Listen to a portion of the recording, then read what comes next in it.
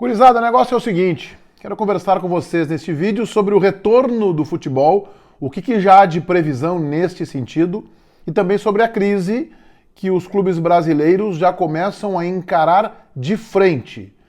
Antes eu quero te convidar para que você se inscreva no canal, te inscreve aí, dá o teu like, dá o teu joinha, vem para cá para conversar, para debater sobre futebol conosco, pode até divergir, divergências saudáveis são bem-vindas, mas te inscreve no canal, dá essa moral e vem para cá para falar de futebol e principalmente sobre Grêmio, sobre Internacional conosco.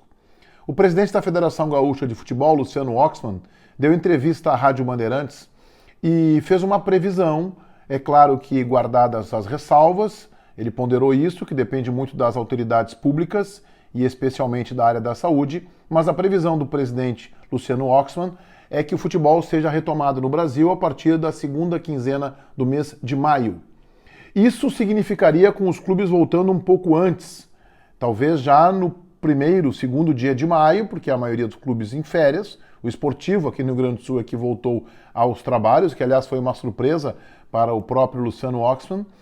E voltariam, se preparariam ali 15, 20 dias e começaria tudo pelos campeonatos estaduais, com portões fechados. Aliás, eu não vejo realmente nenhum ambiente, nenhuma possibilidade para que tenhamos jogos num curto e num médio espaço de tempo no Brasil e no mundo, né? Com portões abertos, com a normalidade de 15, 20 mil torcedores. Isso ainda vai demorar um pouco mais. As primeiras competições assim que retomadas serão competições de portões fechados. Serão jogos transmitidos por televisão, por Facebook e pelas emissoras de rádio. Portanto, Campeonato Gaúcho, na qual faltam no máximo 7 datas. Se o Caxias ganha o retorno, faltariam apenas 5, mas vamos trabalhar com a possibilidade de 7 datas. Seria encerrado com portões fechados. Esta é a previsão do Luciano Oxman. E é bom que volte mesmo. É bom que volte, pessoal, porque a crise chegou. E a primeira forma da gente enxergar que a crise está escancarada é quando o Flamengo, nos últimos dias, atrasa uma parcela de 3 milhões e meio de reais, 3 milhões e 500 mil reais, da contratação do zagueiro Léo Pereira do Atlético Paranaense, e 2, 3 dias depois assina um empréstimo bancário com o Banco Espanhol de 50 milhões de reais. Ora, o Flamengo é, neste momento, o melhor clube em atividade no futebol brasileiro, no futebol da América do Sul, um dos melhores do planeta, que tem um técnico cobiçado por alguns clubes europeus e que tem um elenco de selecionáveis, jogadores experientes, jogadores de renome, é um elenco caríssimo do Flamengo, e quando o Flamengo atrasa um pagamento de 3 milhões e meio de reais, quando o Flamengo precisa de um socorro bancário de 50 mil reais, alto lá. Tem alguma coisa aí que o radar está indicando que não é saudável para o clube brasileiro que mais ganhou títulos em 2019. O Flamengo conseguiu juntar o título brasileiro com o título da Libertadores da América. No Mundial acabou batido pelo Liverpool do Jürgen Klopp. Mas é o time que está na crista da onda.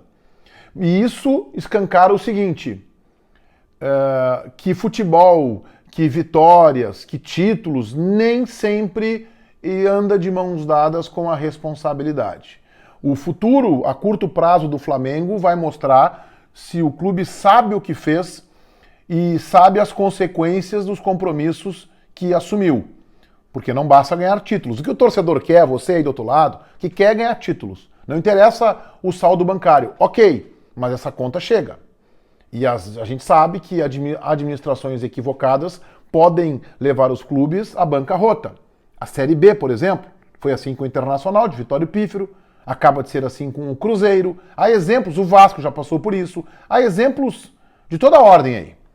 Às vezes o clube cai porque o time é incompetente. O Grêmio já caiu 2 vezes por incompetência, outras vezes por algumas barbeiragens de direção. Tanto na montagem do clube, na montagem do departamento de futebol, culpa de seus dirigentes, há uma série de fatores. O Flamengo vem na crista da onda. O Flamengo está para renovar o contrato do Jorge Jesus, que ele não será o técnico mais bem pago do futebol brasileiro tão somente. Ele vai se equivaler a grandes técnicos da NBA, por exemplo, se ele fechar com um salário que ultrapassa os 3 milhões de reais por mês, entre luvas, salário, premiações. Está se falando aí em algo em torno de um contrato de remuneração anual para ele de 40 milhões de reais. Esta é uma informação que nos trouxe a Fox. O Flamengo desmente. Mas mesmo que não seja 40, se for 30, ele já fica com um salário astronômico, de um pouco menos de 3 milhões, 2 milhões e 600 mil por mês, uma conta simples aí da matemática. Então, a situação do Flamengo, quando ele pega o empréstimo, quando ele atrasa uma parcela de pagamento ao Atlético Paranaense, ela mostra que tem algo neste horizonte de curto prazo do Flamengo que é perigoso. O Flamengo tem no seu orçamento de 2020, por exemplo, uma previsão de arrecadar com bilheterias e no quadro social quase 200 milhões de reais. Como que vai arrecadar isso se os campeonatos devem retornar, e talvez inclusive a Libertadores da América, com portões fechados? Bom, é óbvio que o futebol voltando, ainda que com portões fechados, os clubes não tendo dinheiro de bilheteria, é uma pena, a gente lamenta, vão ser jogos um pouco mais tristes, sem a moldura da torcida, não é a mesma coisa, mas voltam os pagamentos dos direitos televisivos, dos patrocinadores que passam a ter a exibição da sua marca, não para 20, 30, 40 mil torcedores que não poderão comparecer ao estádio, mas nas transmissões. Então, e outra coisa, reacende a chama do associado. Ah, mas o associado não pode ver o jogo. Mas o associado, quando o seu time está jogando e está indo bem, está ganhando, ele continua pagando a mensalidade, porque ele tem fidelidade. Claro, como a gente sabe que a pandemia está atingindo todos os setores da sociedade, daqui a pouco esse associado não vai ter grana para poder pagar a mensalidade. Mas o futebol voltando, e principalmente antes disso, os clubes voltando a trabalhar, voltando a treinar, já desperta um pouco esta chama do torcedor e do associado para comprar a camiseta, depois que o comércio, ainda que de forma gradativa, for reaberto, para comprar o produto do clube, para reativar a mensalidade, mesmo que ele não possa ir no estádio. Se o time corresponder dentro de campo, ele vai continuar pagando. Então, é bom que o futebol volte. Eu não sei em que condições. Espero que no Campeonato Gaúcho nós tenhamos o bom senso de que não ocorra rebaixamento. Ah, faz com 2 equipes a mais o Campeonato Gaúcho 2021. Ok, que se faça num sistema mais curto. Aliás, eu defendo há muito tempo. Você já sabe disso, né? Os campeonatos regionais têm que ser equivalente a um torneio início.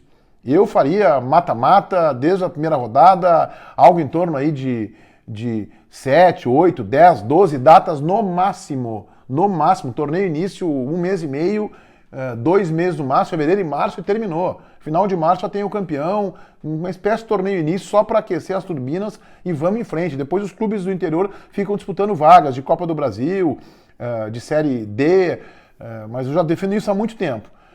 Então que se pense nisso, que não tenhamos rebaixamento no campeonato regional, porque os clubes se desmontaram, os clubes se desmancharam, eles vão jogar com o que tem, com um pouco de sub-20, sub-23, um ou outro experiente que acabou ficando, que pode ter o seu contrato reativado. A situação no interior do Rio Grande do Sul, se o poderoso Flamengo está tendo as suas dificuldades, imagina os clubes aqui do nosso interior. Mas eu tenho certeza que o presidente da federação, Luciano Oxman, vai conseguir, com a sua habilidade como dirigente que tem, vai conseguir conduzir isso da melhor forma e nós teremos um final de Campeonato Gaúcho digno, apontando dentro de campo o seu campeão, é o melhor dos cenários, ainda que com portões fechados, e eu sugiro que sem o rebaixamento. Feitoria, gurizada! Vai, um abraço.